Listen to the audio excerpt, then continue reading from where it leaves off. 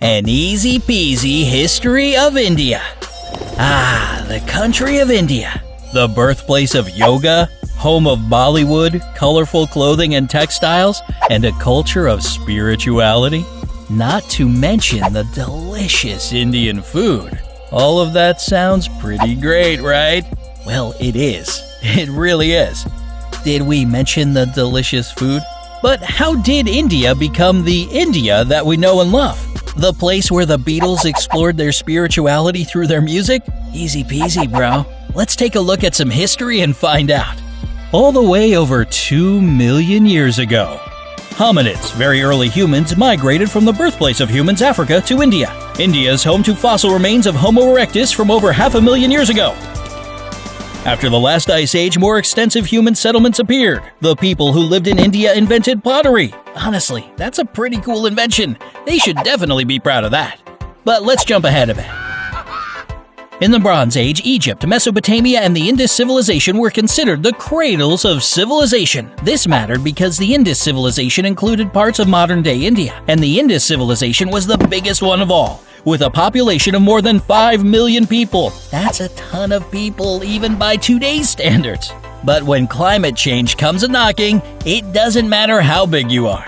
Drought and slowing trade hit the Indus civilization hard, and they faded out of existence. That's rough.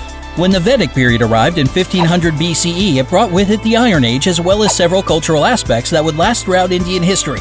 Some even to modern day, like organizing society around 4 varnas or social classes, and the core themes of the Sanskrit epics. The principal texts of Hinduism originated during this era. The Maurya Empire took hold in 322 BCE and lasted until 185 BCE. It unified most of the entire Indian subcontinent into one state and was the largest empire to exist on the Indian subcontinent. There were power grabs westward, until Ashoka took over as leader and felt bad about all the death and misery caused by the empire's expansion.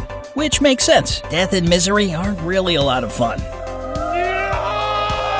Ashoka embraced Buddhism and shunned violence, which led to half a century of peace and security. Pretty nice. Later, much of the Indian subcontinent would be united under the Gupta Empire, which lasted until 550 CE. Easy peasy, right? This was the golden age of India. The Indian people's knowledge grew extensively, especially when it came to science, technology, philosophy, math, Hindu culture, and literature. In fact, it was during this period that the number 0 was invented. That's right, before this, it just wasn't a thing. We can thank the Gupta Empire for the symbol of 0. After the Gupta Empire, many more empires came and went. Vigataka Empire, Karmaruppa Kingdom, Pallava Empire, Kadamba Empire, Empire of Harsha. Even the Huns tried to establish themselves in India, though they were defeated or assimilated. After that, we had the Chalukya Empire, Rashtrakut Empire, Grishira Pratihar Empire, Pala Empire, Chola Empire, and the Western Chalukya Empire. Yes, again with the Chalukya Empire. Whew, that's a lot. Maybe India could just cool it a bit with all the different empires?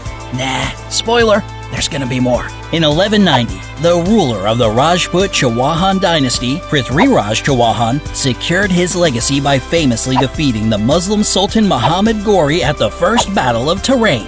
But war has a way of turning on people, and at the Second Battle of Tarain, the Rajput army was defeated, laying the foundation for Muslim rule in mainland India. Tough luck, Prithviraj Chauhan.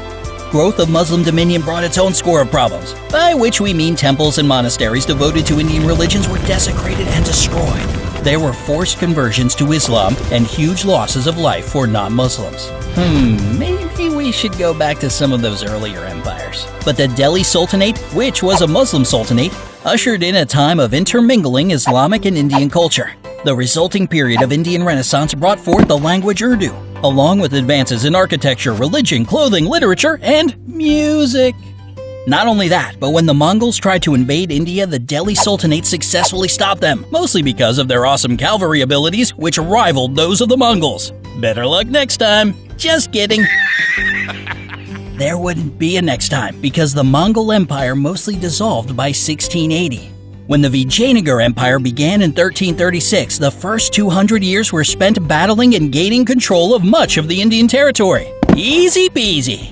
Yet the emperors were tolerant of most religions and sects, including Brahmanism, Hinduism, and Islam. Southern India flourished under this empire, especially their mathematics. In case you haven't noticed, math was kind of a big deal in India.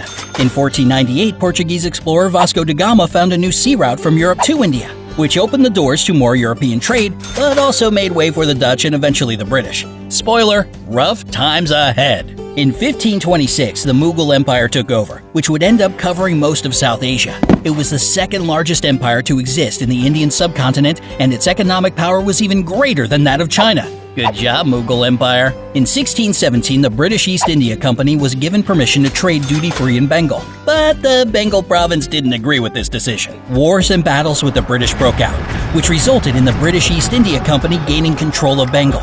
This was the beginning of their foothold in India, and by the 1850s, the British East India Company controlled most of the Indian subcontinent. We warned you.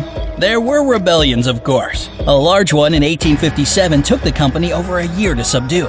And things weren't great for the Indian people either. Due to failed policies, famine struck hard. In 1876 to 1878, 6 to 10 million people died. And this wasn't the only famine either. There were 3 more massive famines, as well as a plague pandemic that alone killed over 10 million people. But one of the most important events in the 19th century was the growth of Indian nationalism. In 1920, Mahatma Gandhi became popular for his movement to campaign against the British Raj using peaceful methods. Easy peasy.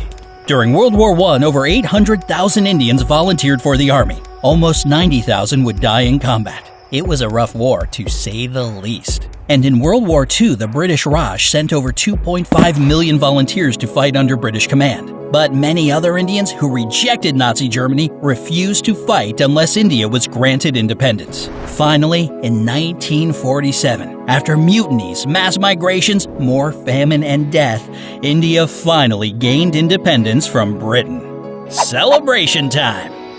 India is now the second largest English-speaking country in the world. It's famous for elephant spas, having the largest number of vegetarians in the world, and producing more milk than any other country. Tourists can visit the Taj Mahal, the beaches of Goa, or countless other ancient temples, palaces, and forts.